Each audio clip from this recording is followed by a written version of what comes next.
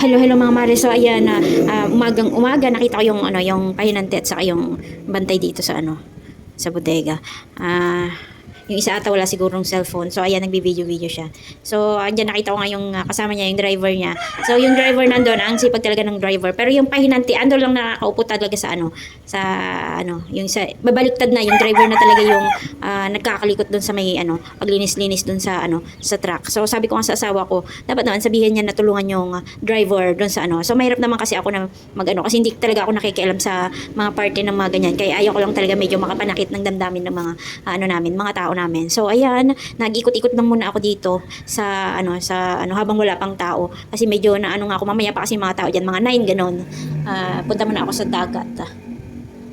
So ayan, yung mamaya pag nakita talaga ng asawa ko yung trapal dyan na nakakalat, naku, init na naman talaga yung ulo niya. Ewan ko ba, hindi ko kasi siya masabihin kasi matagal na nga ako mga mare, hindi talaga nakikialam sa negosyo ng asawa ko. Kaya ayoko lang talagang maging dragon sa mukha, sa mga paningin nila. Ayan, nag-ano-ano ako. Pero pag sinasabihan ko kasi yung asawa ko, hayaan mo na sila ganun-ganun. Pero pag nakikita ko kasi siyang namumblema, sinasabihan ko naman siya. So sa akin naman is, ayoko nga lang, syempre galing din kami sa walang-wala. Pero hindi naman kami yung totally talaga napabaya talaga. Fast forward tayo mga mare. So ayan, nakauwi na ako. Narinig ko ngayong ano, medyo maaga kasi ako umuwi ngayon. So narinig ko yung ano, yung agos ng ano, parang sabi ko para ako nasa ilog nito. Naririnig ko yung agos talaga ng tubig. So umulan-ulan kasi ngayon, hindi naman totally talaga malakas. So ayan yung tubig talaga, naririnig ko talaga yung agos ng tubig. So pabulusok kasi pababa yung ano namin mula sa kalsada hanggang dito. Dito talaga sumasalo lahat ng tubig. So kaysa naman daw kasi maputik doon sa may ano, sa may manukan ng asawa ko. Kaya ayan, dito na niya inaano yung agusan ng tubig. Pero nagaganda naman ako kasi parang akala mo talaga yung tunog talaga na akala mo nasa may sapa talaga kami diyan sa ano, sa baha, sa bakuran namin. Ayan, naririnig ko talaga as in parang ewan. Ayan. Hindi pa yan masyadong malakas ang ulan mga mare, pero wala kaming tubig. Ewan ko ba kung bakit wala kaming tubig dito sa ano namin, sa balon namin. Hindi talaga umaakyat yung tubig. So dumadami lang talaga yung ano namin pag maulan. Ayan, pag maulan lang talaga kami nagkakaroon ng tubig sa balon. So nagpagawa naman kami doon sa dulo. Ewan ko ba kung bakit ano, mabaho daw sabi ng asawa ko maputik. So sabi ko naman bakit hindi naman marunong yung hinayar mo na maghuhukay doon sa may ano ng tubigan nga. Kasi dati nang may ano diyan mga mare. Kaso ayun wala lang na-stuck lang din, hindi lang din natuloy.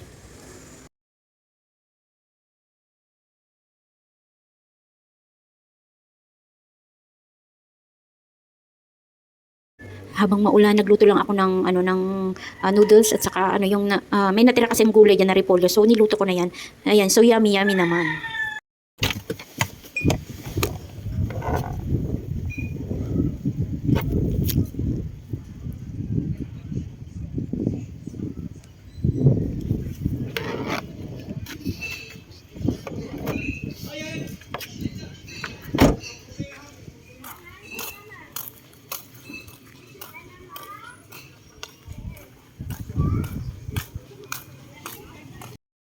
Mga Mari, lumabas lang ako sandali kasi hanapin ko muna yung anak ko. Sabi nila nandun daw sa kabila.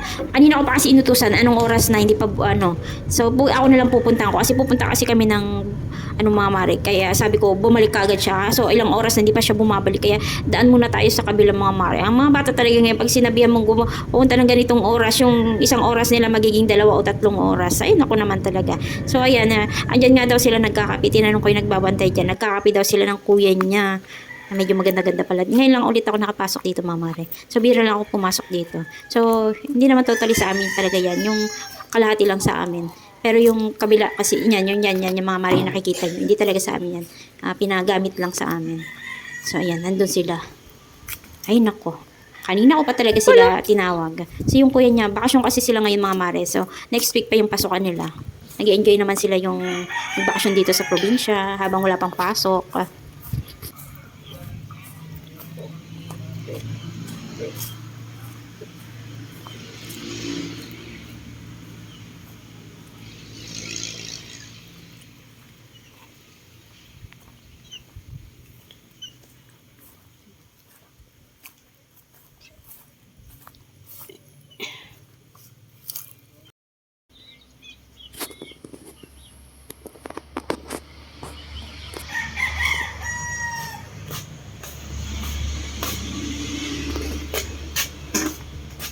Hindi ka man lang tumatahol ah.